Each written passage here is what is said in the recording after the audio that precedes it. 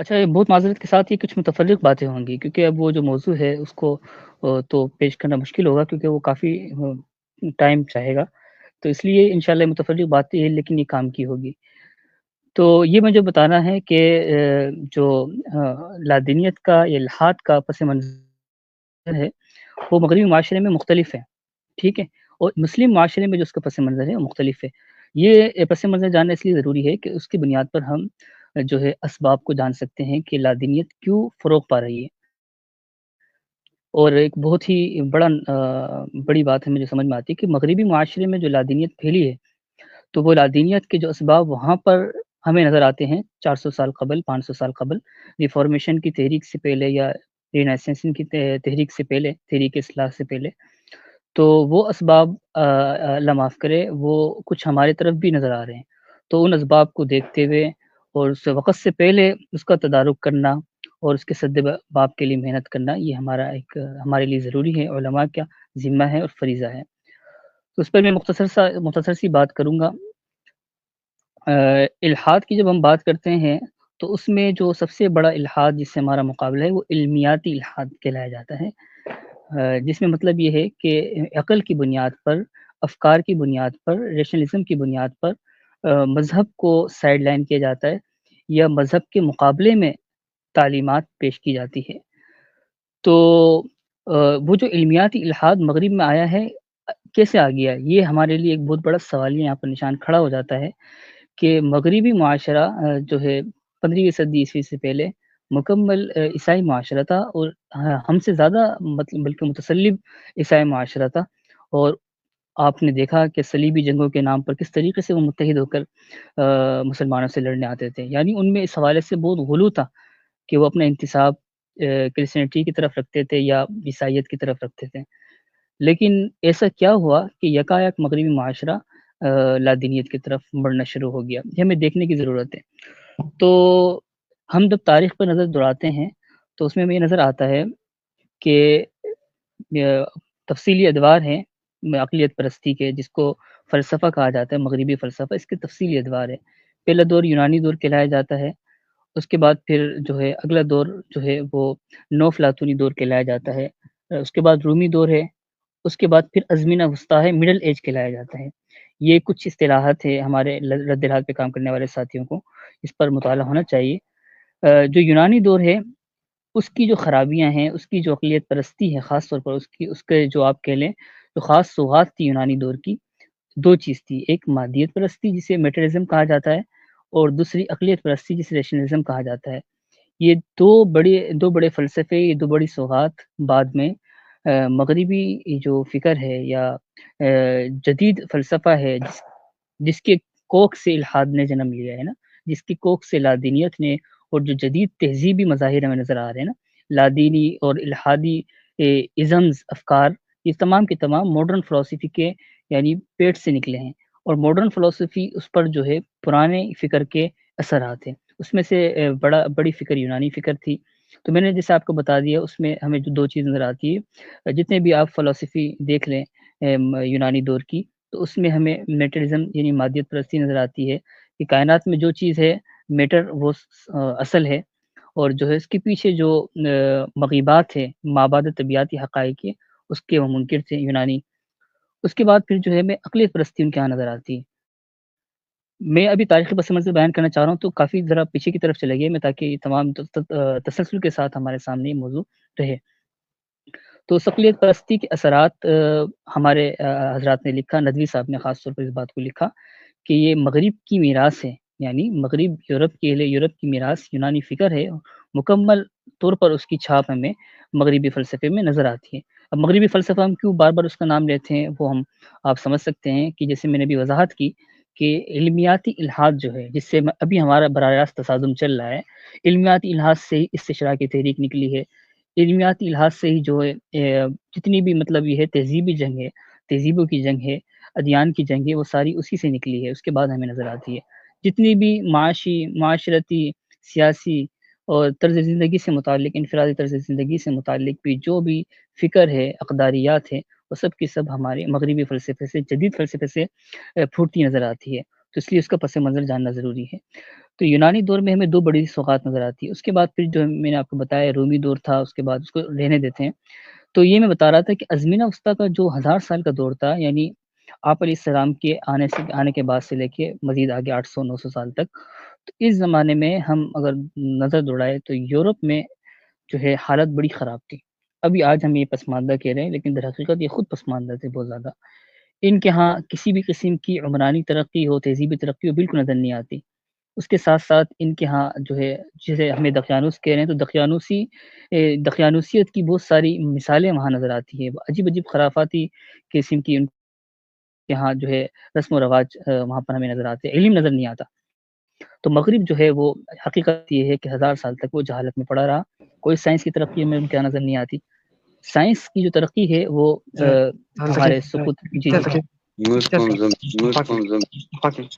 میری آواز آ رہی جی جی جی جی اچھا ذرا یہ مائک میوٹ کر دیجیے گا، کسی کی آواز ذرا مسئلہ ہو جاتا ہے۔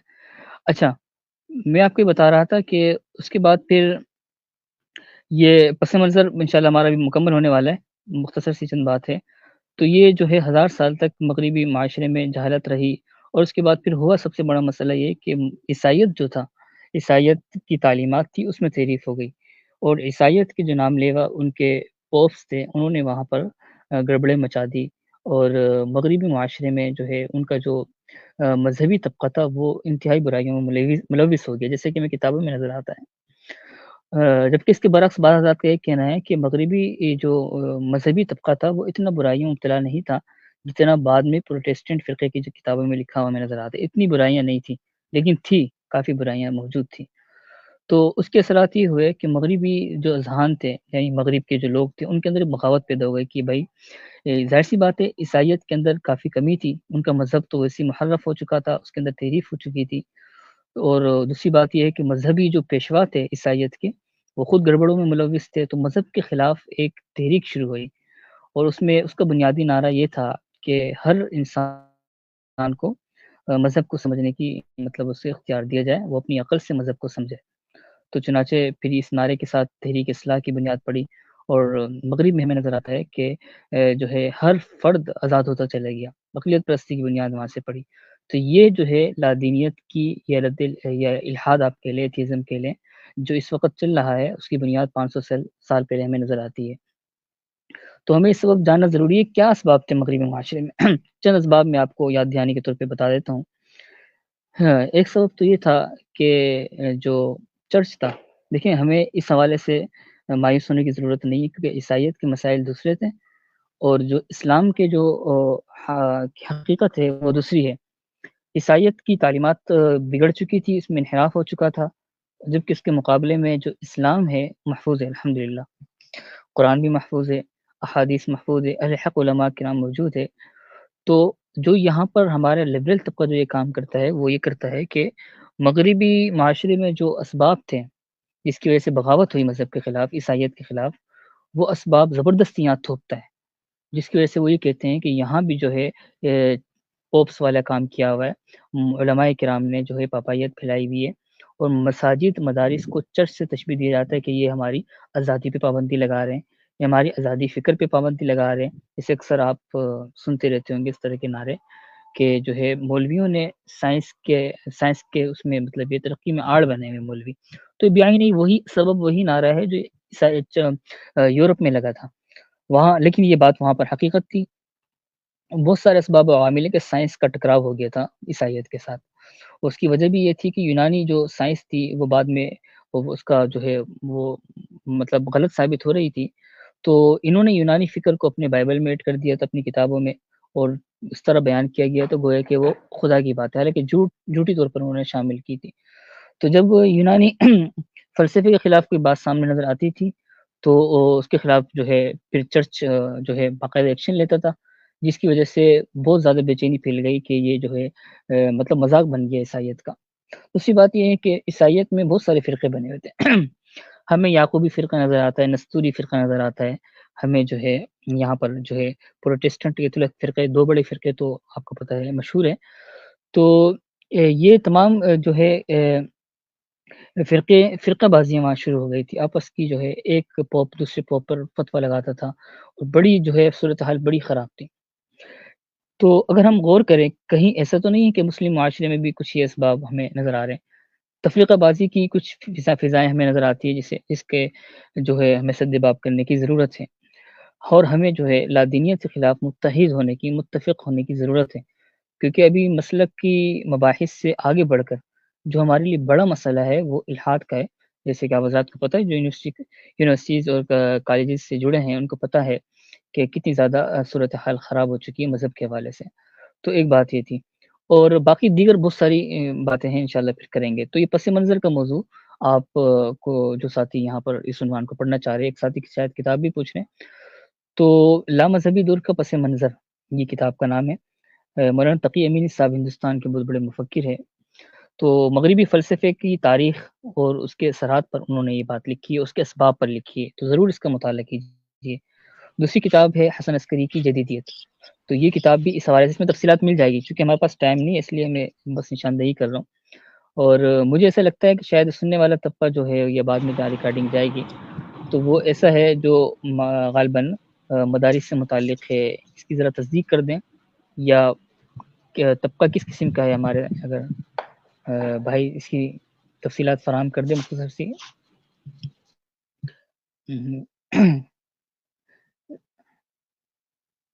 جی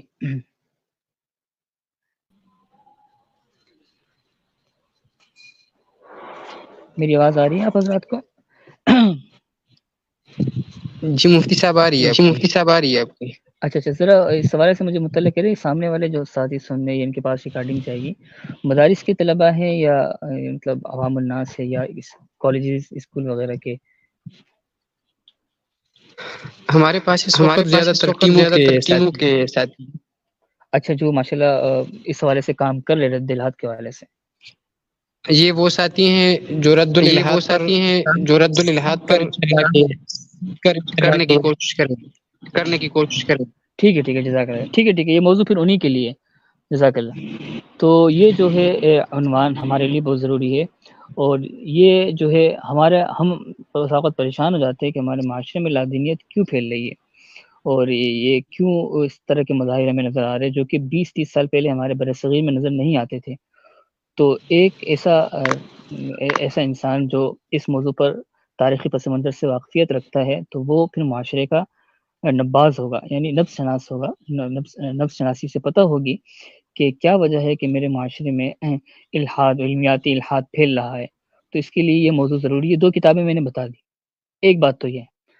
دوسرا ہمارا جو موضوع ہے وہ ہے مغربی جو بڑی بڑی فکر ہے، کیونکہ ہمارا عنوان بھی مغربی فکر و فلسفہ ہے، تو اس میں جو ہے لادینیت نے جب مغرب پر قابض ہو، الحاد کا جب غلبہ شروع ہوا یورپ میں، تو ہمیں اس وقت بہت ساری فکریں نظر آتی ہیں، بہت سارے ازمز ہے، جسے آپ کہہ سکتے ہیں مغرب کا خدا ہے۔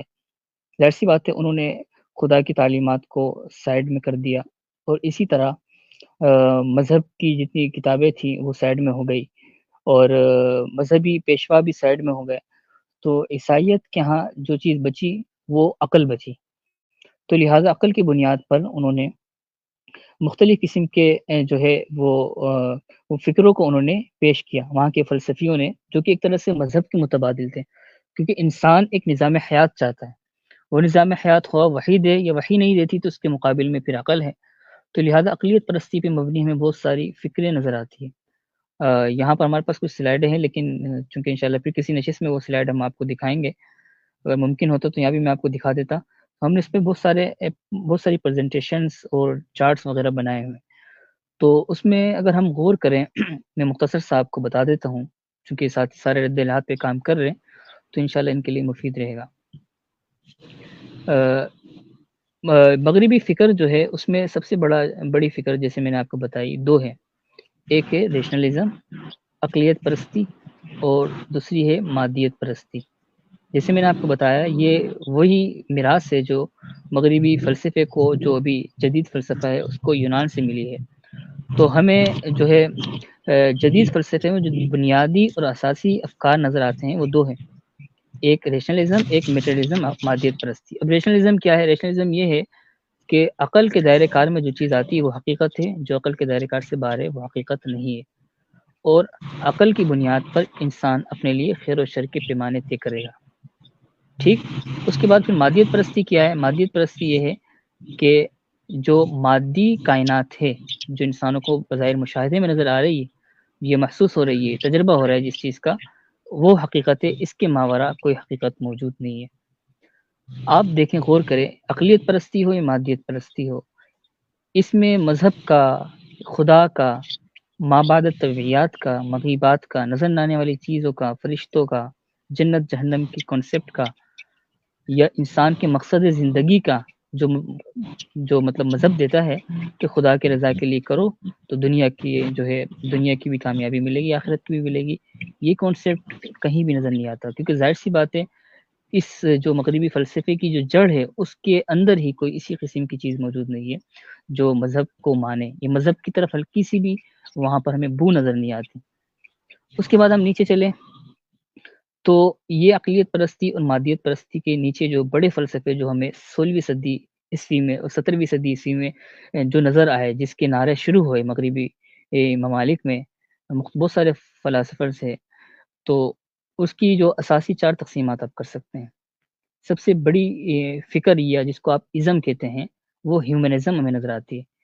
ہیومنزم کا مطلب یہ ہے کہ انسانی جو انسانی حقوق ہے، مزعومہ انسانی حقوق جو انسانی عقل طے کرتی ہے، خلاصہ یہ ہے کہ انسان کو خدا کے سٹیج پہ بٹھا دینا، انسان اپنے لیے اپنی خواہشات کی روشنی میں جو ہے خیر و شر کے پیمانے طے کرے گا، اور وہ خود طے کرے گا کہ کیا چیز مجھے اپنانی چاہیے کیا چیز نہیں اپنانی چاہیے۔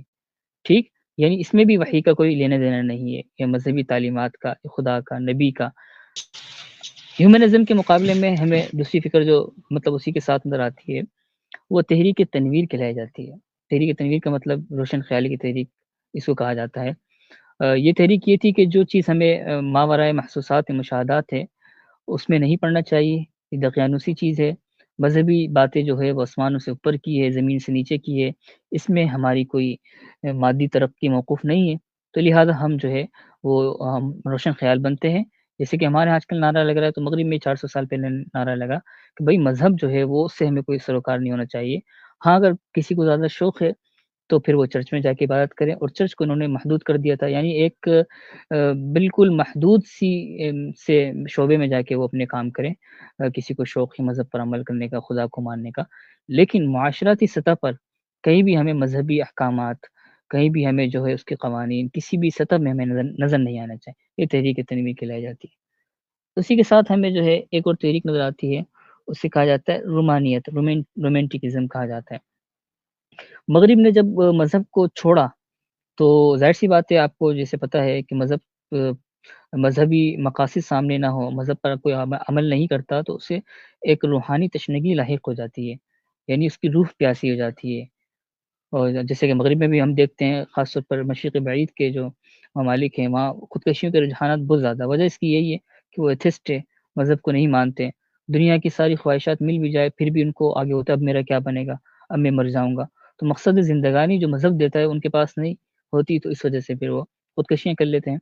تو چنانچہ جب مذہب میں جو مغرب میں روحانی تشنگی پھیلی، روحانی اضطراب پھیلا، تو اس کے لیے انہوں نے مذہب کا ایک، یعنی آپ کے لیے متبادل انہوں نے تلاشا، تو ان کو مذہب کا متبادل جو ہے انہوں نے رومانیت کی صورت میں ان کی فلسفیوں نے پیش کیا کہ جی آپ وقتی تسکین کے لیے، دماغی تسکین کے لیے، ذہنی تسکین کے لیے فنون لطیفہ، آرٹس، ادب، آپ سمجھتے ہیں نا ادب لٹریچر لکھا جاتا ہے، ہر ملک کا، ہر تہذیب کا الگ لٹریچر ہوتا ہے، تو اس وقت جو پوری دنیا میں جو لٹریچر لکھا جا رہا ہے نا، عیسائی دنیا کے بعد پھر اس کے اثرات عرب دنیا پہ پڑے اور بر صغیر پہ پڑے، تو لٹریچر جو ہے وہ سارا کا سارا لامذہبی لٹریچر ہے، جس میں صرف دنیا کی رنگینی کو کوٹ کیا گیا ہے، اس کو موضوع بنایا گیا ہے۔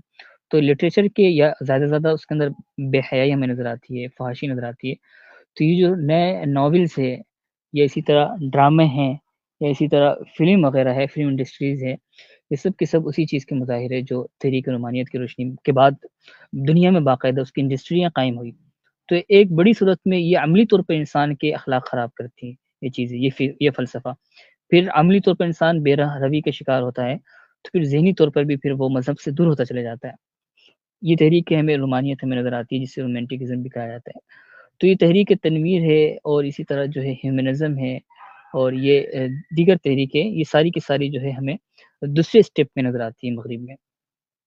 اس کے بعد صورتحال ذرا آگے گئی تو مغرب میں پھر یہ جو فلسفے تھے وہ مزید منظم صورت میں ہمیں نظر آتے ہیں، یعنی جسے آپ کہہ لیں لبرلزم اور سیکولرزم، دو بڑے ازم ہمیں نظر آتے ہیں. اور اس کے مقابلے میں کمیونٹرین ازم کہا جاتا ہے اسے.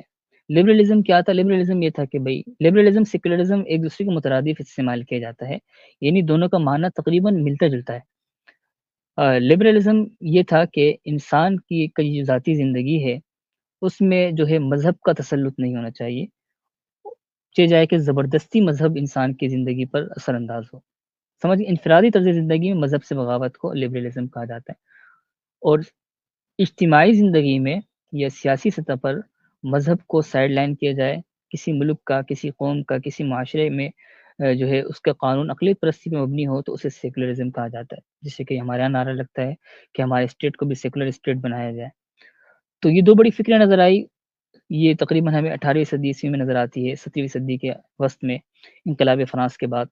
تو پھر یہ جو پھر اس کے کوک سے لبرلزم اور سیکولرزم کے کوک سے ہمیں، یعنی اس کے پیٹ سے ہمیں دو اور بڑی فکریں نظر آتی ہیں نکلتی ہوئی. ایک طرف تو کیپٹلزم تھا، اور دوسری طرف اس کا نام کیا ہے، یہ جو سوشلزم تھا جسے کمیونزم بھی کہا جاتا ہے. تو یہ دو بڑی فکر نظر آتی ہے. اس دو بڑی فکر نے پوری دنیا پر اثرات اپنے پھیلائے، اور پوری دنیا پر جو ہے وہ سیاسی سطح پر ہو یا معاشی سطح پر ہو. ظاہر سی بات ہے دنیا جو ہے اس وقت معاشیات یا سیاسیات کی بنیاد پر چلائی جاتی ہے. تو جن کے پاس سیاسی پاور ہو، جن کے ہاتھ میں معاشی پاور ہو، دنیا فیصلے کرتے ہیں. تو ظاہر سی بات ہے مغرب کا اس وقت استعمار بھی تھا. 150-200 سال پیچھے آپ چلے جائے تو برٹش استعمار جو ہے، کالونزم دنیا میں نظر آتی ہے. کالونزم جو ہے برطانیہ نے پھیلائی ہوئی تھی، اس کے بعد پھر امریکہ نے پھیلائی. تو ان کے پاس زمینی قبضہ بھی تھا، اور اس کے پیچھے پھر جو تحریک استشراق جو ہوتی ہے، یعنی خاص طور پہ تحریک استشراق نے اسلام کو ٹارگٹ کیا ہے. تحریک استشراق کا مطلب یہ ہے کہ اسلامی تعلیمات پہ ریسرچ کرنا، اس مقصد کے لیے کہ ہم اس میں کیڑے نکالیں، اس میں کمی بیشی نکالیں، پھر ایسا لٹریچر ہم مرتب کریں اور اس کو پھیلائیں مسلم معاشرے میں، جس کے اندر ہم نے 50 باتیں یا 80 باتیں 90 باتیں اچھی لکھی ہو، اور 10 باتیں ہم نے خراب لکھی ہوں، جس کو پڑھ کے ایک انسان جو ہے، ایک مسلمان، وہ اپنے مذہب سے جو ہے اعتماد کھو بیٹھے. تو تحریک استشراق ساتھ کام کر رہی تھی، تحریک اور اس کے ساتھ ان کو زمینی قبضہ بھی حاصل تھا. تو اس کے بعد پھر جو ہے کیپٹلزم ہو گیا، یعنی سرمایہ دارانہ نظام ہو گیا. اس کے مقابلے میں دوسرا جو نظام تھا سوشلزم ہے، جو روسی انقلاب کے بعد آیا. تو اس نے جو ہے پوری دنیا میں اپنا تسلط قائم کر دیا، کیونکہ اس کے وہ بڑی آسانی سے غلبہ مل گیا.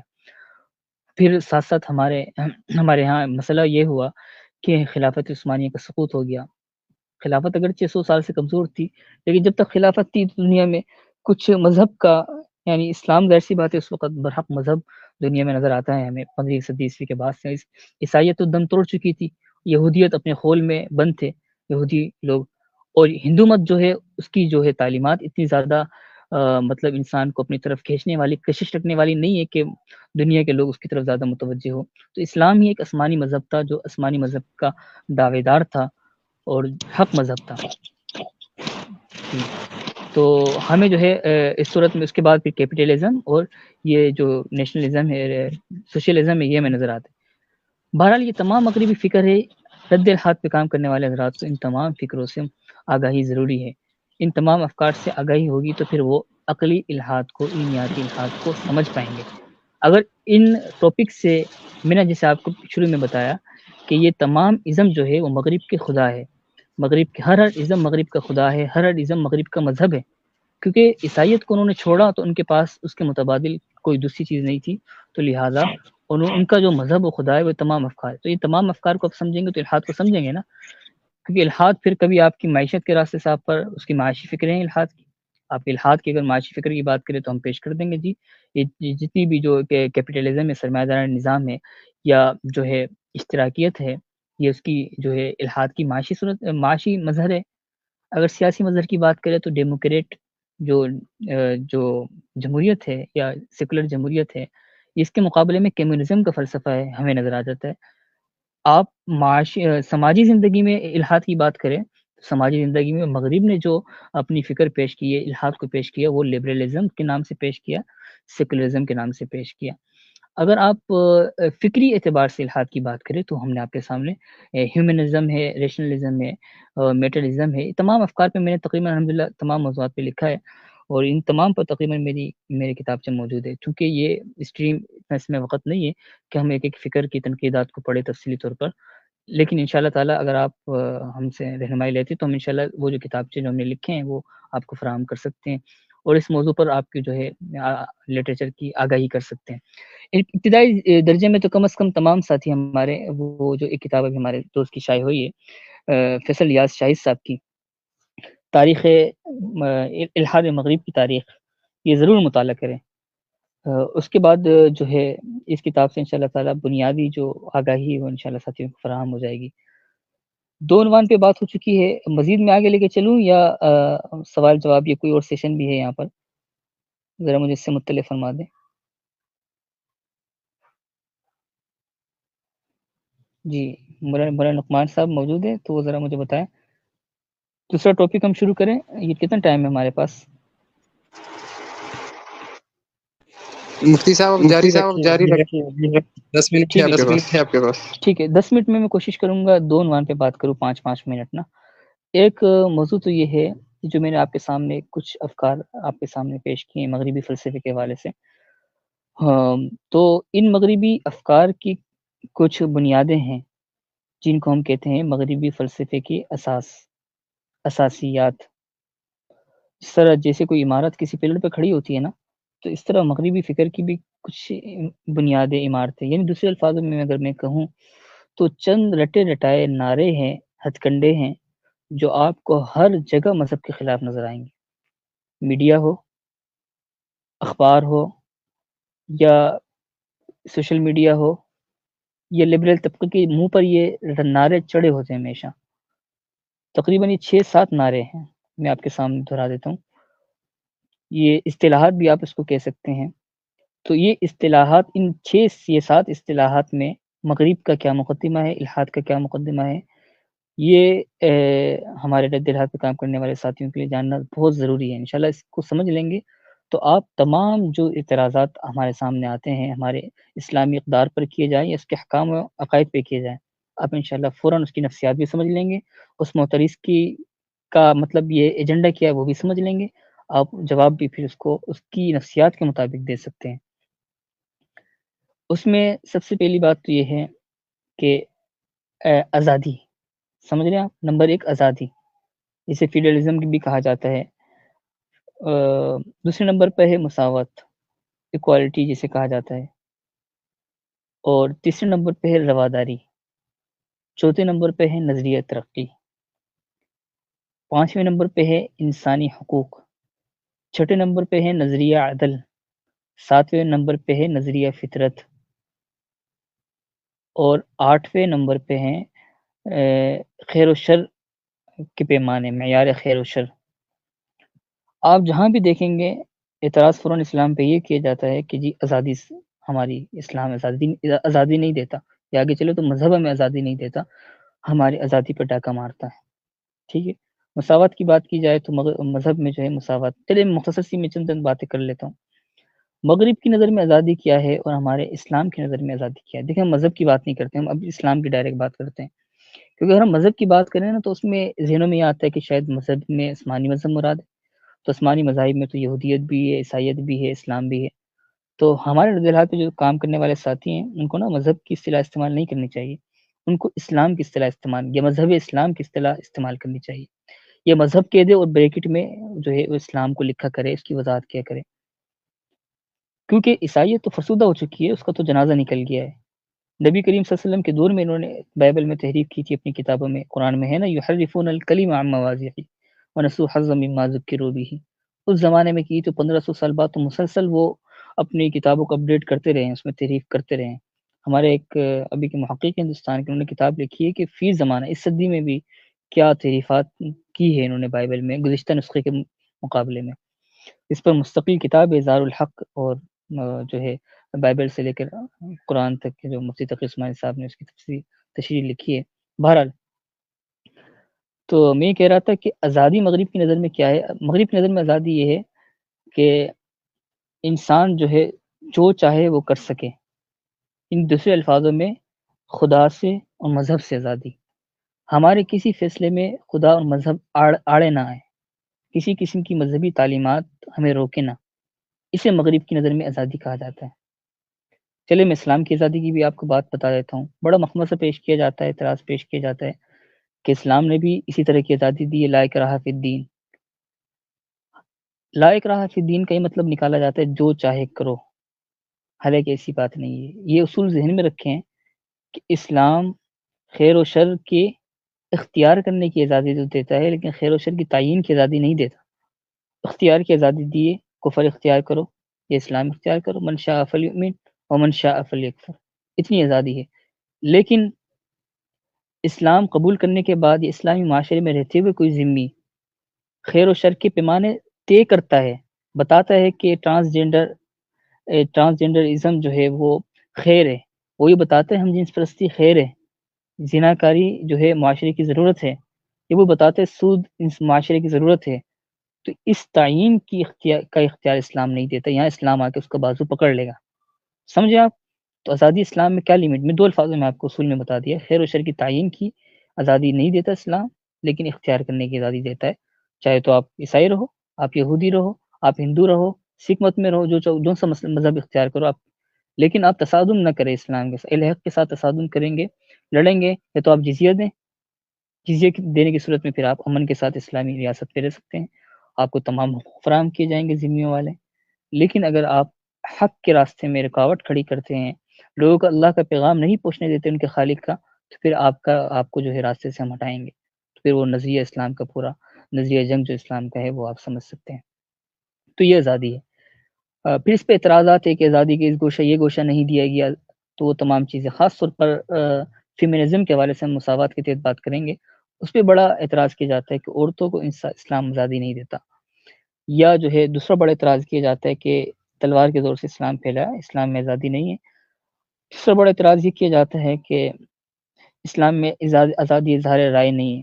کوئی اگر گستاخی کرے تو اس کو مرتد قرار دے کے اسے قتل کر دیا جاتا ہے، یا کوئی مرتد ہو جائے تو اسے سزا دے دی جاتی ہے. اس کو مطلب یہ ہے کہ پرامن طریقے سے رہنے نہیں دیا جاتا. تو ان تمام چیزوں کے اعتراضات کے جوابات موجود ہے.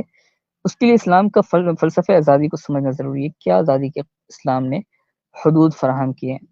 جبکہ میں نے آپ کو بتا دیا مغربی معاشرے میں آزادی کے کوئی حد نہیں ہے. لیکن پھر بھی یہ میں بتا دوں مغربی معاشرہ جو آزادی کی بات کر رہا ہے وہ خود اس حوالے سے جو ہے دھوکہ دے رہا ہے. آزادی کا کیا مطلب ہے؟ انسان جو چاہے کرے. لیکن اگر آپ غور کریں، کسی جو انگریز سے آپ پوچھیں کیا آپ اپنے ملک کے ریاستی قوانین کے خلاف ورزی کر سکتے ہیں، یا آپ جو ہے اپنی جو ہے شہری قوانین ہیں اس کے خلاف ورزی کر سکتے ہیں، ٹریفک کے قوانین توڑ سکتے ہیں؟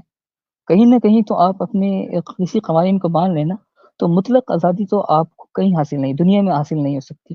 آپ جس سماج میں رہ رہے ہیں، جس ملک میں رہ رہے ہیں، وہاں کے قوانین کو فالو کرنا ضروری ہے. ٹھیک ہے.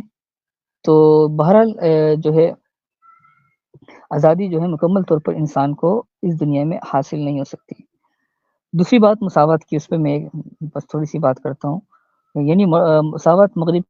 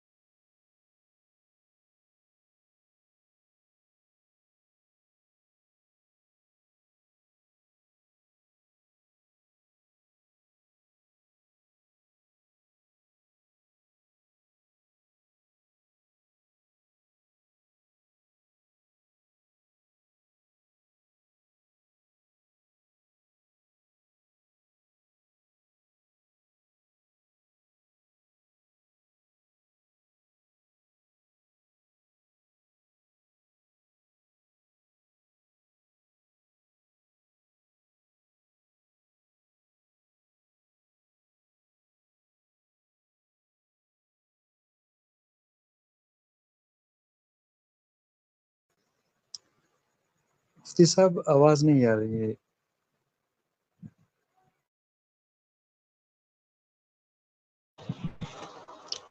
مفتی صاحب میرے خیال میں لفٹ ہو گئے ہیں. مولانا عمر صاحب مجھے سن پا رہے ہیں؟ جی جی آپ کی آواز آ رہی ہے. مفتی صاحب نے بتایا بھی تھا کہ ان کے ہاں سگنل کا ایشو ہے، اس وجہ سے شاید ان کو دشواری ہو رہی ہے اور وہ لفٹ ہو گئے. اگر وہ دوبارہ آنا چاہیں گے تو میں انشاءاللہ ان کو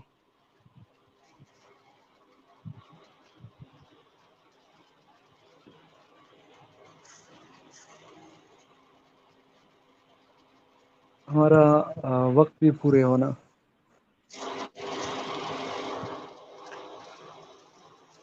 اچھا الحمدللہ ہماری آج کی جو نشست تھی وہ کافی مفید رہی. مفتی صاحب سے بہت کچھ سیکھنے کو ملا، سننے کو ملا. یہ تسلسل انشاءاللہ جاری رہے گا اور آئندہ کے لیے انشاءاللہ مزید دیگر جو ہمارے نامور علماء ہیں جید اور خصوصاً اس فیلڈ میں رد الالحاد کے فارم پر وہ کام کر رہے ہیں اور اس کے اسپیشلسٹ ہیں، ان کو انشاءاللہ ہم انوائٹ کریں گے اور ان سے کام سیکھ کر انہی کی نگرانی میں انشاءاللہ اس کام کو آگے بڑھائیں گے اور انشاءاللہ پوری دنیا کو دکھائیں گے جس زبان کا جو کافر اسلام کو چیلنج کرے گا انشاءاللہ ابناء الاسلام اسی زبان میں جا کر اس کا منہ بند کریں گے اور اسی طرح اس کو منہ توڑ جواب بھی دیں گے اور کوشش یہ کریں گے کہ صرف اس کو لاجواب نہ کیا جائے بلکہ اس کے ساتھ شرائط ایسے رکھے جائے کہ اگر آپ ہار گئے تو آپ اسلام قبول کرو گے. اور ہمارا یہ فارم تمام عالم کی تمام انسانیت کے لیے ہدایت کا ذریعہ جو ہے وہ بنتا رہے. اللہ آپ کے علم، عمر اور اوقات میں برکت عطا فرمائے. اسی پہ اکتفا کرتے ہیں. وآخر دعوانا الحمدللہ رب العالمین. جزاک اللہ خیر.